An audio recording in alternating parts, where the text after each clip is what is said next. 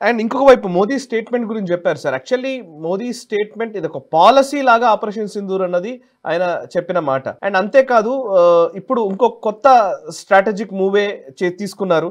MPs డెలిగేషన్ని పంపించాలని అనుకుంటున్నారు. 7 బృందాలుగా ఎంపీల్ని ఆయా దేశాలకు పంపించాలని ప్రభుత్వం నిర్ణయించింది. అందులో శశి థరూర్ ఉన్నారు. అండ్ ఇంకోవైపు ఈవెన్ ఎన్సీపీ నుంచి మన శరద్ పవార్ కూతురు సుప్రియా సూలే కావచ్చు, అండ్ కరుణానిధి కూతురు కనిమొళి కావచ్చు, ఇట్లా 7 బృందాలుగా ఉన్నారు. ఈవెన్ అసదుద్దీన్ ఓవైసీ కూడా ఈ డెలిగేషన్ లో ఒక సభ్యుడిగా వెళుతున్నట్టుగా తెలుస్తోంది. సో ఇది ఎటువంటి స్ట్రాటజీ, దీనివల్ల ఎటువంటి ఉపయోగం ఉంటుంది? May 23rd నుంచి అనుకుంటాను ఒక 10 రోజుల పాటు వీళ్ళు యుఎస్, యూకే, జపాన్ ఇట్లా వివిధ దేశాల్లో పర్యటించబోతున్నట్టుగా తెలుస్తోంది. అంటే ఇది కూడా ఒక మాస్టర్ స్ట్రోక్ కింద మనం భావించాలి.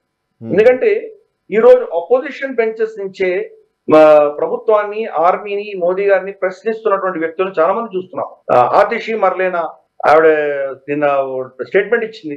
మీరు ట్రంప్ ముందర ఎందుకు మోకరిల్లారు, మనం గెలుస్తున్నట్టు ఎందుకు మీరు వాళ్ళ హస్తగతం చేశారు, ఇటువంటివన్నీ కూడాను మోదీ గారిని ఏదో కార్నర్ చేసే దిశగా, ఈయన వీక్ ప్రైమ్ మినిస్టర్ అన్న దిశగా తను ఏదో స్టేట్మెంట్స్ ఇచ్చింది ఆ అమ్మాయి. అలాగే మనకు చాలా మంది అపోజిషన్ కాంగ్రెస్ లో, ఎస్పెషల్లీ కాంగ్రెస్ లో చాలా మంది దీన్ని అపోజ్ చేస్తూ, దీనికి ఏదో విధంగా దీని ప్రూఫ్ లేదు, ఏం లేదు, ఏదో 4 కర్ణాటకలో మంత్రి ఏం చెప్పాడు, ఏదో 4 విమానాలు తిప్పితే అయిపోయిందా, మీరు వాళ్ళ సింధూరాన్ని తుడిచేసిన సింధూరానికి మీరు ప్రతీకారం ఏం తీసుకున్నారు, మీరు ఏదో 4 బాంబులు వేసి వస్తే అయిపోయిందా, ఈ విధమైన నేరేటివ్స్ వీళ్ళందరూ మొదలు పెట్టారు. ఇంకొక కర్ణాటక మినిస్టర్ వచ్చేసి అసలు మతం ఎవరైనా అడుగుతారా, ఎవరు అడగలేదు, మతం అడగకుండానే వీళ్ళు చంపారు, మతం ప్రస్తావన లేదు ఇక్కడ అంటూ తన ఓటు బ్యాంక్ పాలిటిక్స్ తను చలాయించేటువంటి ప్రయత్నం చేసి, మల్లికార్జున్ ఖర్గే ఏమన్నారో మనకు తెలుసు.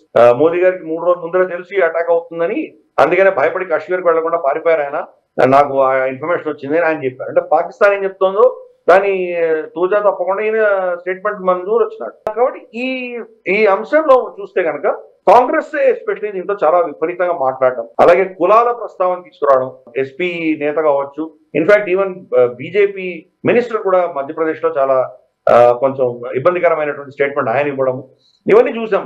మోదీ గారు అందుకనే మన పొలిటికల్ డివైడ్స్ కి అతీతంగా ఈవెన్ అపోజిషన్ పార్టీ కూడా దేశానికి సంబంధించిన విషయంలో మన దేశాన్ని రిప్రజెంట్ చేయాలి, మనలో మనం కొట్టుకున్నా పర్వాలేదు, మనలో ఐక్యత ఉంటేనే మనం పాకిస్తాన్ అన్న దేశాన్ని మనం ఎదుర్కోగలము అని చెప్పి ఆయన పిక్ చేశారు. బట్ అన్ఫార్చునేట్ గా మనం చూసామంటే కనుక ఈ యొక్క నెరేటివ్ లో గౌరవ్ గోగోయ్ విషయంలో మనకు అస్సాం చీఫ్ మినిస్టర్ హేమంత్ బిశ్వ శర్మ ఏం చెప్తున్నారు, ఆయన భార్య ఎలిజబెత్ ఎవరైతే ఉన్నారో ఈవిడ పాకిస్తాన్ లో పనిచేసి వచ్చింది, పాకిస్తాన్ కి కనెక్షన్ ఉన్నది ఈవిడికి, కాబట్టి ఇటువంటి వ్యక్తిని అక్కడ పంపిస్తే వాళ్ళకు ఒత్తాసు పలుకుతారు అన్నటువంటి ఒక అభిప్రాయం ఆయన వెళ్ళబుచ్చారు.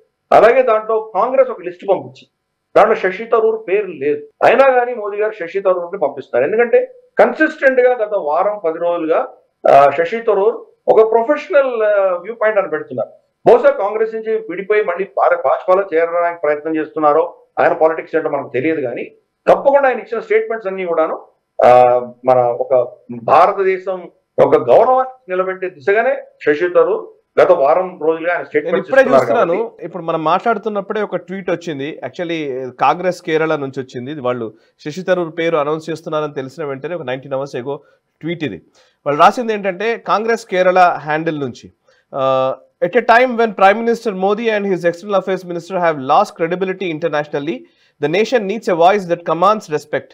We appreciate the government for recognizing the talent vacuum within the BJP and choosing a Congress leader to represent the country. We are confident that Shashi Tharoor will present India's case at global level and correct the mistakes made by Modi government. సరే, దాంట్లో రాజకీయం చూస్తే మనం ఏం చేయలేం దాన్ని. అంటే బీజేపీలో టాలెంట్ వాక్యూమ్ ఉంది కాబట్టి ఇప్పుడు శశి థరూర్ అవసరం వచ్చింది అనేది వాళ్ళ పాయింట్. శశి థరూరే కాదు కదా, మిగతా పార్టీ నుంచి కూడా తీసుకుంటున్నారు కదా. అండ్ మోదీ క్రెడిబిలిటీ పోయింది, లేకపోతే వీళ్ళందరి క్రెడిబిలిటీ పోయింది. ఇప్పుడు మోదీ అండ్ జయశంకర్ క్రెడిబిలిటీ లేదు అంతర్జాతీయంగా, సో వీళ్ళని తీసుకెళ్తున్నారు అనేది నేరేటివ్. సరే, అది వాళ్ళ ట్విస్ట్ చేయదలుచుకుంటే మనం అంటే ప్రతి దాంట్లో కొడుగుడ్డి మీద ఈకలు పీకేటువంటి వాళ్ళని మనం ఏం ఆపలేం మనం, కానీ ఒక ఇంక్లూసివ్ గవర్నమెంట్ అన్నది మనం చూపించగలుగుతాం. గతంలో కూడా మనం పివి నరసింహారావు గారు వాజ్పేయి గారిని పంపించారు యుఎన్ఓకి. కాబట్టి ఇటువంటి ఒక పారదర్శకంగా మనము పంచాధికం శతం అన్నటువంటి సూక్తిని మనం పాటించడం అన్నది చాలా మంచి పద్ధతి. ఆడపదడప అక్కడెక్కడ ఎవరైనా మాట్లాడితే దాని గురించి పట్టించుకోకర్లేదు మనం.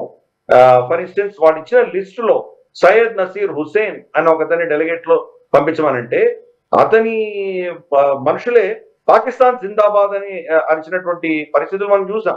అతని ఎన్నిక అయిపోయిన తర్వాత, ఈ నర్సీర్ ఎన్నిక అతను గెలిచిన తర్వాత అతని టీంలోనే పాకిస్తాన్ జిందాబాద్ అనేటువంటి వ్యక్తులు ఉన్నారు.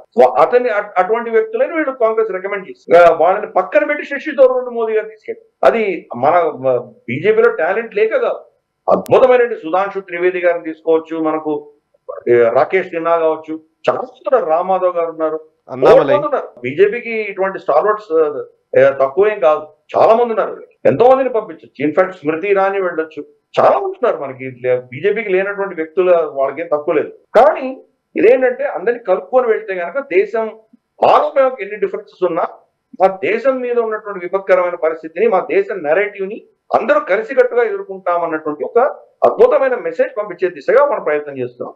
Even Asaduddin Owaisi communal politics చేసినా గానీ కూడా, హిందూ ముస్లిం పాలిటిక్స్ చేసినా గానీ కూడా పాకిస్తాన్ విషయంలో కన్సిస్టెంట్ గా ఉన్నారు. అసదుద్దీన్ ఓవైసీ ఎప్పుడు కూడాను పాకిస్తాన్ ని సమర్థిస్తూనో, పాకిస్తాన్ కి ఏదో విధంగా కన్సెషన్ ఇచ్చే దిశగా ఎప్పుడు మాట్లాడలేదు. హిందూ ముస్లిం విషయంలో చాలా మాట్లాడారు.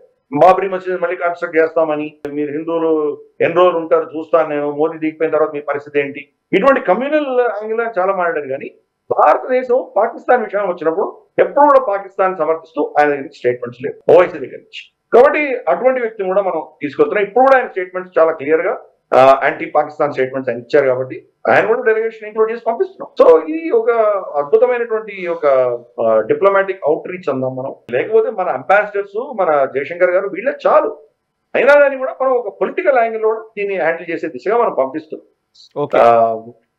లోకల్ ప్రెస్ తో మాట్లాడి వాళ్ళకు ఉన్నటువంటి ఈ నెరేటివ్ అన్ని కూడా డిమాలిష్ చేయడం మొదలు పెట్టారంటే కనుక అది ఒక అద్భుతమైనటువంటి ఒక ప్రక్రియ అవుతుంది. అది ఈ రోజు ఈ లాబీల యొక్క ధనంతో మీడియా ఏ నెరేటివ్ బిల్డ్ చేసిందో దానిని వాళ్ళ ఊర్లోకి వెళ్ళి ఆ నెరేటివ్ ని బ్రేక్ చేయడం, అది కూడా అపోజిషన్ పార్టీస్ పెట్టి మాట్లాడడం అనేది ఒక పెద్ద నెరేటివ్ యుద్ధంలో అదొక పెద్ద సక్సెస్ కింద మనం భావించాలి. కాబట్టి మోదీ గారు తప్పకుండా అందరికీ గౌరవం ఇస్తున్నటువంటి విషయం యాక్చువల్గా దాన్ని మనం శ్లాఘించాలి, దాన్ని అభినందించాలి. కానీ దాంట్లో కూడా మనం దాన్ని పాలిటిక్స్ చూస్తే కనుక సరే, పాలిటిక్స్ అన్న తర్వాత మనం ఆపలేము, ప్రతి అంశంలో పాలిటిక్స్ చూసేవాళ్ళని మనమే.